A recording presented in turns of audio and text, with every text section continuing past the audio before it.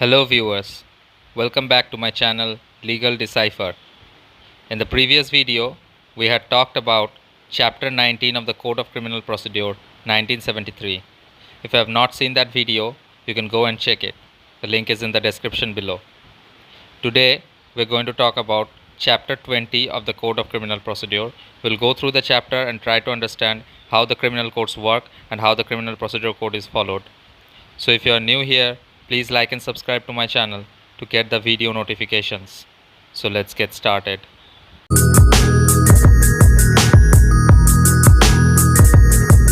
So today we are going to learn chapter 20, which talks about trial of summons cases by magistrates. Now this is a small chapter, as well as the provisions of this chapter are somehow equivalent to those that we have already read in the previous two chapters. It talks about how a summons case is tried before a magistrate. So we already know that summons cases are those cases that the trial of which does not go beyond 6 months generally. Now, section 251 talks about substance of accused to be stated. So when in a summons case the accused appears or is brought before the magistrate, then the particulars of the offence that he has been accused of shall be stated to him. So he will be notified about the offences that he has committed or the charges that has been brought against him, and he shall be asked whether he pleads guilty or has any defense to make. So he will be asked whether you acknowledge that you have committed this offence and you plead guilty, or you deny those offences or charges and you have a defense to make against it. So that will be asked. And it shall not be necessary to frame a formal charge. So in a summons case, it is not necessary to frame a formal charge.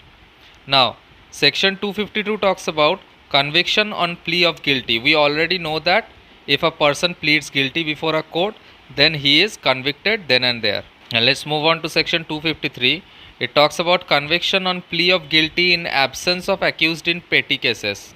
So when a summon has been issued under section 206 and the accused desires to plead guilty to the charge without appearing before the magistrate, so the magistrate receives a complaint of a summons case, and now the accused does not appear before the magistrate but desires to plead guilty of the charge, then he may transmit such desire to the magistrate by post or by messenger with a letter containing his plea that he pleads guilty, and also the amount of fine that is specified in the summons. So that will be the procedure of pleading guilty by not appearing before the magistrate, that the accused person has the opportunity to do so. Now, the magistrate may, in his discretion, convict the accused in his absence on his plead of guilty. So, if he pleads guilty, in this way, the magistrate will convict him and sentence him to pay the fine that is specified in the summons. And the amount transmitted by the accused, say for example, the fine is 1000 rupees and the accused, who does not know about it, he sends 500 rupees. Then in that case, that shall be adjusted towards that fine. That means the 500 rupees will be taken and a further 500 rupees shall be paid by the accused, and in that manner an order of the magistrate will reach him. Now, or where a pleader authorized by the accused in his behalf pleads guilty on behalf of the accused, then that will also be done, but the manner will be the same.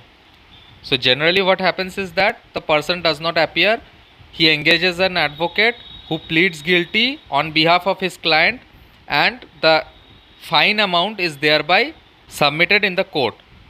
Now, section 254 talks about procedure when not convicted. So if the magistrate does not convict the accused, then the magistrate shall proceed to hear the prosecution, and all the evidences shall be taken, and it may be produced before the magistrate in support of the prosecution, and magistrate will also hear the accused and take all evidences that he produces in his defense. So both the sides will be heard, both the sides evidences will be taken, and the trial will go on. Now the magistrate may, if he thinks fit, on the application of the prosecution or the accused, so either of the party may apply to the court to issue a summon to any witness directing him to attend or produce any document or other thing. We have already read about this provisions in the previous chapter as well.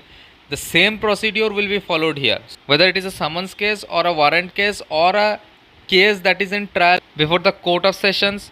The procedure for calling a witness or producing any document or other thing shall be the same. The magistrate may, before summoning any witness on such application, require that the reasonable expenses as well be deposited before the court. Now section 255 talks about acquittal or conviction.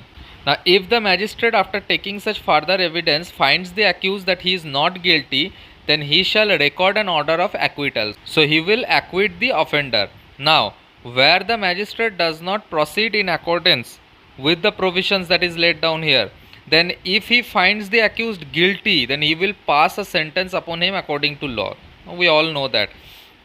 Now a magistrate may convict the accused of such offence of which the facts are proved. Only that offence will be charged against that accused and he will be convicted of that offence only. Now section 256 talks about non-appearance or death of complainant. So what happens if the complainant does not turn up before the court or he has died? So in that case, if the complainant does not appear, then the magistrate shall either acquit the accused, or unless there is some reasons that he thinks proper, then he will adjourn the hearing of the case to some other day. So either a subsequent date will be provided and the case will be adjourned and it will be heard on the next date, or the magistrate will acquit the accused. Either of these two possibilities are there.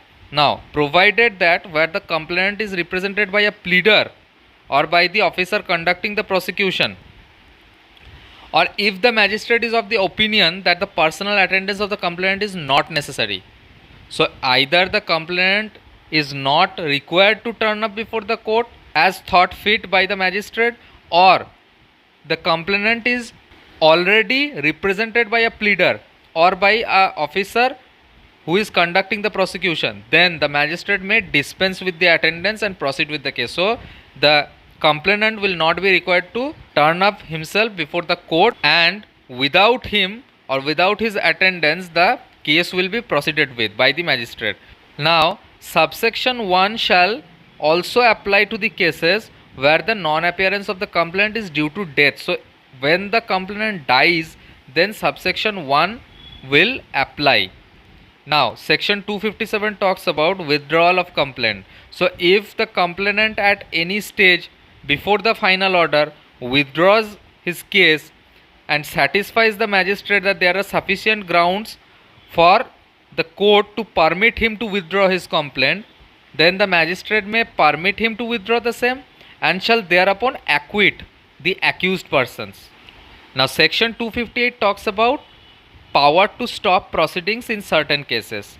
So in any summons case instituted otherwise than on complaint, so if the summons case is not instituted by a complaint, it is instituted otherwise, then the first class magistrate with the previous sanction of the chief judicial magistrate or any other judicial magistrate record the reasons and stop the proceedings at any stage without pronouncing any judgment, and where such stoppage of proceedings is made after the evidence of the principal witnesses, then he will pronounce a judgment of acquittal, and in any other case release the accused, and such release shall have the effect of discharge. So if the summons case is instituted otherwise than upon a complaint, then a magistrate of the first class may do the following with the previous sanction of a chief judicial magistrate or other judicial magistrate, and he will also record the reasons for doing so.